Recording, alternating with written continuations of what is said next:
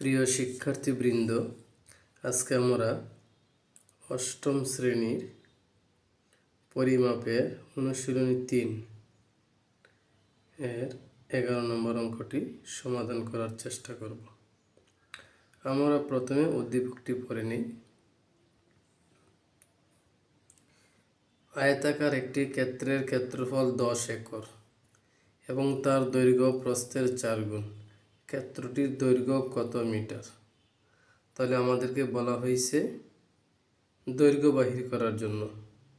দেওয়া আছে একর, তাহলে আমরা প্রথমে একরকে বর্গমিটার বানিয়ে নেব। আমরা জানি 1 একর সমান 4046.86 বর্গমিটার। সুতরাং 10 একর সমান 4046.86 গুণ 10 বর্গমিটার, গুণ করলে হয় 40,468.6 বর্গমিটার। তো প্রথমে আমরা ধরতে হবে এখানে, মনে করি ক্ষেত্রটির প্রস্থ ক মিটার, কারণ বলছে দৈর্ঘ্য প্রস্থের 4 গুণ, এই জন্য আমাদের আগে প্রস্থ ধরতে হবে। তাই ক্ষেত্রটির প্রস্থ ক মিটার ধরে নিলাম। সুতরাং ক্ষেত্রটির দৈর্ঘ্য হবে প্রস্থের 4 গুণ, ককে 4 দিয়ে গুণ করে বসালাম 4 ক মিটার। সুতরাং ক্ষেত্রটির ক্ষেত্রফল সমান দৈর্ঘ্য গুণ প্রস্থ বর্গ একক। তাহলে আমরা দৈর্ঘ্য পেয়েছি 4 ক গুণ প্রস্থ পেয়েছি ক বর্গ মিটার। মিটার মিটার গুণ হলে বর্গ মিটার সমান 4 ক স্কোয়ার বর্গ মিটার।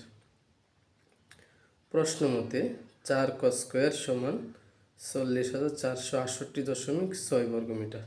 অর্থাৎ একটা বাস্তব ক্ষেত্রফল পেয়েছি আর একটা কাল্পনিক ক্ষেত্রফল, দুটাকে কম্পেয়ার করতে হবে, অর্থাৎ তুলনা করতে হবে। ওই জন্য আমরা লিখেছি প্রশ্ন মতে 4 ক স্কোয়ার সমান 40,468.6 বা ক স্কোয়ার সমান 4 দিয়ে আমরা ভাগ দেখাইলাম, ভাগ করলে হয়, বা ক স্কোয়ার সমান 10,117.15 বা ক সমান রুট 10,117.15। অর্থাৎ কর উপর যে স্কোয়ার আছে ওটা আমাদের ডান পাশে এসে রুট হিসাবে বসছে। বা ক সমান যখন আমরা রুটকে ভাঙবো তখন হয় 100.584।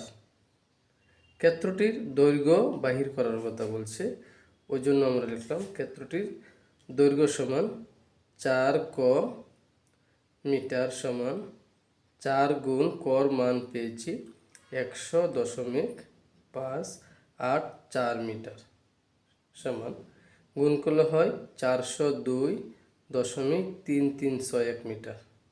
এটাকে আমরা লিখতে পারি 402.34 মিটার প্রায়।